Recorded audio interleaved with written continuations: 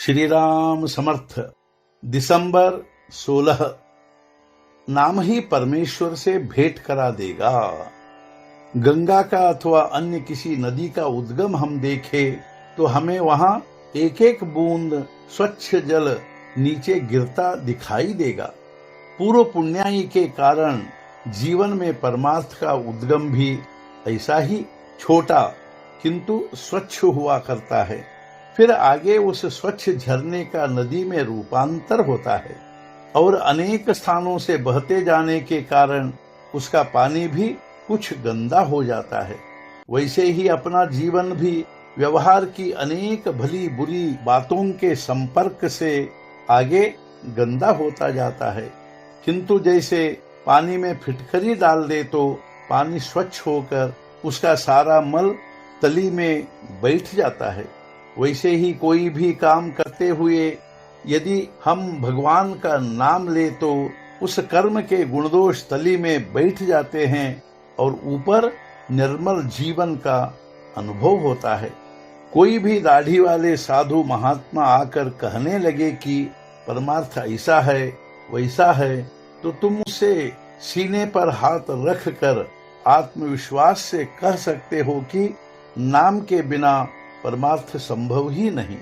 कर्म करते हुए नाम लेकर संतोष में रहना ही परमार्थ है। भगवान से प्रेम होने के लिए, उससे अपनत्व पैदा होने के लिए नाम जैसा साधन नहीं है। केवल अपनत्व में कितना प्रेम होता है। देखो, एक लड़का अपनी माँ के पास रहता था, बाद में उसकी शादी हुई। उसने पत्नी को अपनी माना और उससे प्रेम हो गया। आगे उसकी पत्नी जरा दुबली हुई तो उसे लगा यह समझदार है, बोलती नहीं है, लेकिन माँ उसे तंग करती होगी, इसलिए वह माँ से अलग हो गया। बस अपना मान लेने से कितना प्रेम हो जाता है देखो। अतः परमेश्वर अपना हो जाए, इसके लिए नाम की सहायता से हमें उसके साथ अपनत्व जोड़ना चाहिए। राम का प्रेम उसके नाम की संगति से ही उत्पन्न हो सकेगा।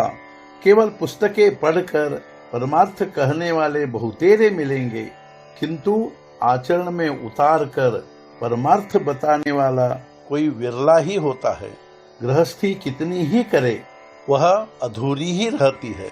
किसी बूढ़े आदमी को देखे, उसकी गृहस्थी ठीक से देखे तो सब पूरी हो गई होती है। बाल बच्चे होते हैं, सभी तरह से वह सुखी होता है, लेकिन मरते समय कहता है नाती का जनेऊ देख लिया होता तो अच्छा होता।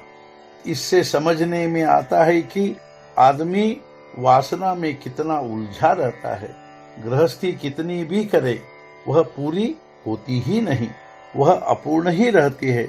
मनुष्य के हृदय की आकुलता परमेश्वर के बिना शांत नहीं हो सकती। उसे जीवन में संतोष केवल परमेश्वर की भेंट से ही हो सकता है और इसलिए आरंभ से नाम का पल्ला पकड़ना चाहिए। इसका पूर्ण विश्वास रखो कि यही नाम आपको मृत्यु के समय परमेश्वर से भेंट करा देगा। आज का मुख्य विचार, हम जो मांगते हैं वह भगवान जब देने लगेगा तो उसे हमारे लिए 24 घंटे कष्ट करना पड़ेगा और इतना करने पर भी हमारा मांगना अधूरा ही रह जाएगा। सद्गुरुनाथ महाराज की जय। जय जय रघुवीर समर्थ।